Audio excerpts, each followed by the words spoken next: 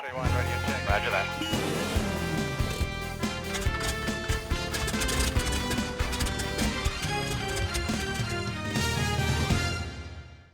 Folks, we're going to go for a little ride here in just a second, but let me orient you a little bit to the dashboard, okay? You've got a level gauge here that shows when the vehicle is out of level, when it's on an angle or that sort of thing. That's just kind of new technology. Again, you've got a central tire inflation system. This thing can automatically lower and raise the wheels and all of that sort of thing. Here's your air ride system here. I usually keep it in run, but you can max it all the way up. One of the problems that they have with these is the CV boots and the CV drive shafts down here. If you raise these things too high and run them too long, they wear out real quickly. So I just keep it right where it's supposed to be in the medium. Again, it's automatic, four-wheel drive.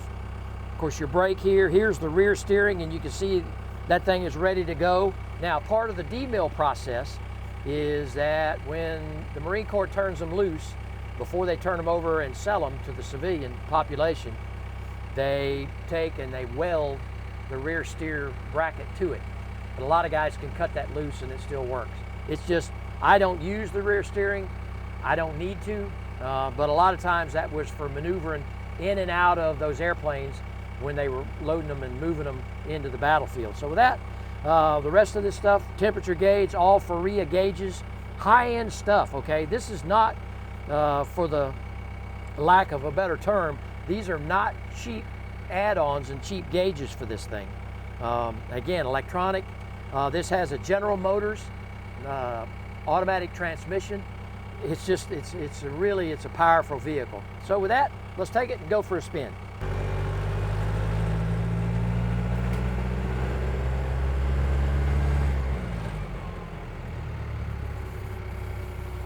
Again, you could feel the transmission shifting. Again, one of the other problems that they had with these was a lot of the times when you get them, there's a blown fuse. And again, one of the great people to talk to about these is Greg Rasmussen out in San Diego, California at Rasmussen Rentals. You can go to growlerforum.com and reach out to a lot of the folks out there who own one of these. But again, there's not many of them out there. This is not like a World War II Jeep or any of that sort of thing where you've got a lot of them out, and a lot of folks have these vehicles and there are hundreds, thousands of them made. When you only got 600, they're really very lean when it comes to parts and that sort of thing.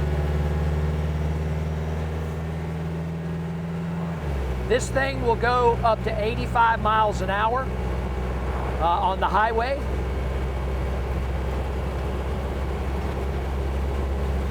So I mean, it absolutely will scoot.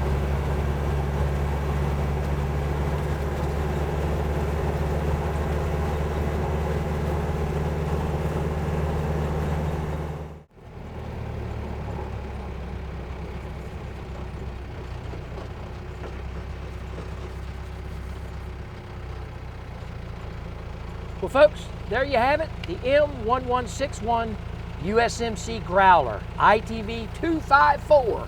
It is the 254th one of these that was built for the Marine Corps, 2009 to somewhere roughly around 2019 before they started hitting the surplus market. Great little vehicle, really a really great military collector piece.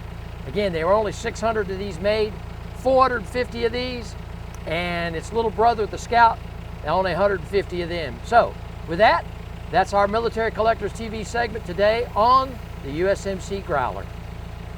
3-1, ready to check. Roger that.